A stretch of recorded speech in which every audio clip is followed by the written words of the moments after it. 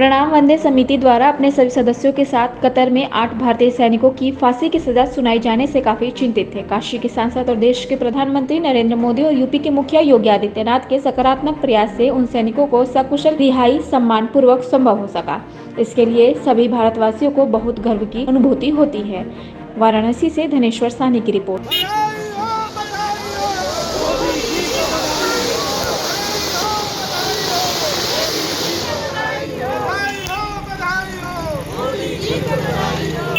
जी अपना परिचय दे दें। मैं प्रणाम वंदे मातरम समिति का अध्यक्ष अनूप जायसवाल। आज हम सब माननीय नरेंद्र मोदी जी के संसदीय कार्यालय वाराणसी कार्यालय पर आकर के धन्यवाद पत्र हम सब ने दिया है। जो कल हमें समाचार चैनलों के माध्यम से पता चला कि किस तरह से अथक भारत सरकार और माननीय नरेंद्र मोदी जी के प्रयासों से 8 भारतीय नौसैनिकों को कतर में रिहा किया गया, जिन्हें फांसी की सजा हुई थी। 109 दिन बाद उनकी रिहाई होती है और ये भारत सरकार के प्रयासों का परिणाम है। भारत सरकार की एक तरह से सशक्त मजबूती का परिणाम है कि चाहे अभिनंदन पकड़ा जाता है 48 घंटे में वापस आता है, 8 कतर में भारतीय नौसैनिक पकड़े जाते हैं, उनको भी भारत सरकार छुड़ा करके वापस लाती है।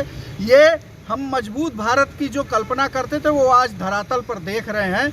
कोई भी दुनिया का देश हो, चाहे टर्की में भूकंप आता है, नेपाल में भूकंप आता है, अफगानिस्तान में अगर भारतीयों पर संकट आता है तो वहाँ भी गुरु ग्रंथ साहब सिर पर लेकर के भारत में वापस सुरक्षित आ जाते हैं और भारत सरकार के केंद्रीय मंत्री उनका स्वागत करते हैं। तो जो रूस यूक्रेन का युद्ध होता है उसमें भी अगर एक तिरंगा लेकर के भारतीय निकलता है तो उसको दोनों देश रास्ता देने का काम करते हैं।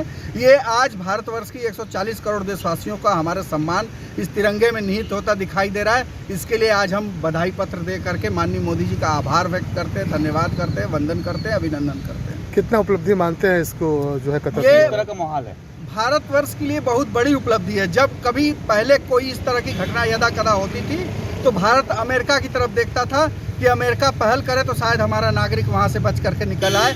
लेकिन आज दूसरे देशों में भी कोरोना काल में हमने देखा कि दूसरे देश की नागरिक भी कहीं फंसे हुए थे तो उनको भी भारत सरकार ने सुरक्षित ला करके उनके गंतव्य तक पहुंचाने का काम किया।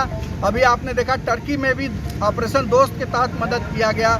नेपाल में भूकंप आता है, 3 घंटे के अंदर सहायता के विमान वहाँ रवाना हो जाते हैं। यही कांग्रेस की सरकार में उत्तराखंड में आपदा आती है तो देखा जाता है कि 3 दिन तक राहत सामग्री रखी रहती है कि झंडी दिखाएंगी सोनिया गांधी तो यह राहत सामग्री रवाना होगी।